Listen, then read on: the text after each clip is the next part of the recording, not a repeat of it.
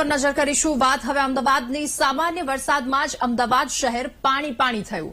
સામાન્ય વરસાદમાં અમદાવાદના અનેક વિસ્તારો કે જ્યાં પાણી ભરાવાના કેટલાક દ્રશ્યો સામે આવ્યા। ઓઢવ ફાયર સ્ટેશન નજીક વરસાદી પાણી ભરાતા હાલાકીનો સામનો કરવો પડ્યો। પહેલા જ વરસાદમાં મહાનગરપાલિકા દ્વારા પ્રી મોન્સૂન કામગીરી કેવી કરવામાં આવી છે એ વાતની આ પોલ ખુલી। રસ્તા પર વાહન લઈને નીકળતા પહેલા વિચારવું પડે એ પ્રકારની પરિસ્થિતિ થઈ છે, કારણ કે ઠેરને ઠેર પાણી ભરાયા। ઓઢવ ફાયર સ્ટેશન વિસ્તારના દ્રશ્યો છે કે જ્યાં વરસાદી પાણી ભરાતા હાલાકી થઈ છે।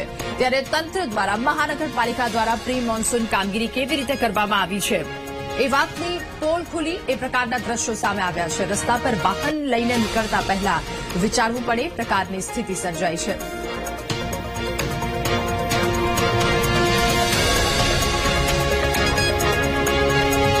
તકલીફ છે, આવવા જવામાં તકલીફ છે। અહીંયાના અહીંનો રોડ એને બહુ નીચો છે, બાકીના ત્યાંનો રોડ તો બહુ મોટો ઉપર છે। આ પાણી તો દર વર્ષનું છે। બધા લોકો અપ્લાય બી કરે છે, એપ્લિકેશન બી નાખે છે કે આ રસ્તો સહી કરાવો, રસ્તો સહી કરાવો। પણ 10-15 વર્ષથી આજ આવું જ ભરાઈ જાય છે પાણી। બહુ તકલીફ પડે છે। આ જો ને પાઉં ઉપર કરીને બસ ફસાઈ ગઈ છે। રાહ ચાલકો નહીં ચાલી શકતા। મારું નામ ફેસલ શેખ છે। અને અમદાવાદમાં સામાન્ય વરસાદે જ તંત્રની કામગીરીની પોલ ખોલી નાખી। મોડી રાત્રે વરસાદ વરસ્યો અને વરસેલા વરસાદના પગલે ઠેર ઠેર વરસાદી પાણી ભરાયા। 1.5 ઇંચ જેટલા વરસાદમાં જ પાણી ભરાઈ જતા તંત્રની કામગીરીની સામે સવાલો ઉઠ્યા। રસ્તા પર વહેતા પાણી નદીની જેમ વહેતા થયા। અજીત મિલ 4 રસ્તા પાસે ઘૂંટણસમા પાણી ભરાયા। રિક્ષા, સિટી બસ સહિતના વાહનો આ પાણીમાં ફસાયા। નોકરી ધંધે જતા વાહન ચાલકોને હાલાકીનો સામનો કરવો પડ્યો। ત્યારે તંત્ર દ્વારા કામગીરી કરવામાં આવી, જેને લઈને સવાલો ઉઠ્યા છે। અલગ અલગ જગ્યા પરથી આ પ્રકારના દ્રશ્યો સામે આવ્યા છે। સામાન્ય વરસાદ અમદાવાદમાં પડ્યો અને ત્યારબાદની આ સ્થિતિ છે। ચારે તરફ જળબંબાકારની સ્થિતિ છે। રિક્ષા ચાલકો, બસ ક્યાંક અટવાઈ છે એ પ્રકારના દ્રશ્યો પણ સામે આવ્યા।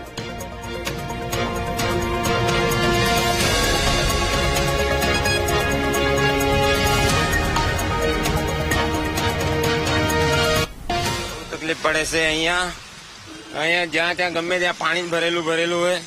વરસાદમાં તો બહુ તકલીફ પડે અમદાવાદમાં। રિક્ષા બંધ પડી ગઈ, હવે ધક્કો મારીને લઈ જવું પડે છે। ત્યાં જઈને હવે બતાવવું પડશે। 100-150-200 રૂપિયા તો ખર્ચો આવે। બહુ પાણી છે ભાઈ, હેરાન થઈ ગયા છે। અહીંયા આવવા જેવું છે જ નહીં અને દર વર્ષે આવું જ થાય છે। તકલીફ શું, બાઇકો બંધ પડી જાય છે, અહીંયા 4 વ્હીલર બંધ પડી જાય છે। બંને સાઈડ આવું જ છે। બહુ તકલીફ થાય છે। અહીંયા કોઈ સોલ્યુશન નહીં થાય છે। દર વર્ષે અહીંયા પાણીની પ્રોબ્લેમ થાય છે અને કોઈ સોલ્યુશન અહીંયા થતું જ નહીં। અને જેટલી થોડી કંઈક વરસાદ થાય તો પાણી થઈ જાય, કોઈ રસ્તો જ નહીં નીકળવા માટે। લોકો બહુ પરેશાન થાય છે, ગાડી પણ બંધ થઈ જાય છે। એમાં એવી બધી પ્રોબ્લેમ થાય છે। દર વર્ષે આ તકલીફ થાય છે તો કોર્પોરેશન કઈ કામગીરી નથી કરતી। કોઈ કોર્પોરેશન અહીંયા કોઈ કામગીરી નહીં કરતી। અહીંયા એવું જ છે, દર વર્ષે આ પ્રોબ્લેમ થાય બંને બાજુ, એક બાજુની બંને બાજુ, અને એવી प्रॉब्लम अच्छी है। मुझे कॉर्पोरेशन से ये कहना है कि ये जो पानी भरा हुआ है सामने दिख रहा है यहाँ पे, ये हर साल का ही हाल है। और 400-500 घर पीछे हैं जिनको आने में बहुत प्रॉब्लम होती है। तो प्लीज बराए मेहरबानी इसको ये कम्प्लीट करवाएं और सही करवाएं। सर आने आप देखिए सामने वो बसें फंसी पड़ी हुई हैं, आने जाने में प्रॉब्लम होती है। बच्चे स्कूल नहीं जा सकते और उठने बैठने में हर एक चीज की तकलीफ होती है। यहाँ पे कुछ लेना जाना हो, कहीं भी जाना हो, उसकी भी प्रॉब्लम होती है। हाँ साहब, मैं हाथ जोड़ के विनती करता हूँ अपनी म्युनिसिपालिटी कॉर्पोरेशन से। ये हर साल यहाँ पानी भरा जाता है और इससे मच्छर पैदा होते हैं, डेंगू बीमारी पैदा होती है। और गए साल यहाँ पर एक बुजुर्ग इंसान की पानी में वहां से बीमार थे, तो वहां से गाड़ियां नहीं आ रही थी, तो वो जो लारी होती है उसके ऊपर बिठा के उनको लेकर के आए और बेचारे हॉस्पिटल जाते जाते मर गए। और यहाँ पर अंदर बच्चों का स्कूल है और अभी थोड़ी सी आज बारिश हुई है और उसमें ये हाल है आप लोगों के सामने। और अगर ज्यादा बारिश हो जाती है तो वो 4 रास्ते तक पानी भर जाता है। यहाँ तक के BRT बस भी डूब जाती है। यहाँ पर इतना पानी आता है, तो कम से कम यहाँ भी इंसान रहते हैं। म्युनिसिपालिटी कॉर्पोरेशन को ये सोचना चाहिए कि भाई यहाँ पर इतना पानी भरा था तो इसका कुछ तो संविधान निकालना चाहिए।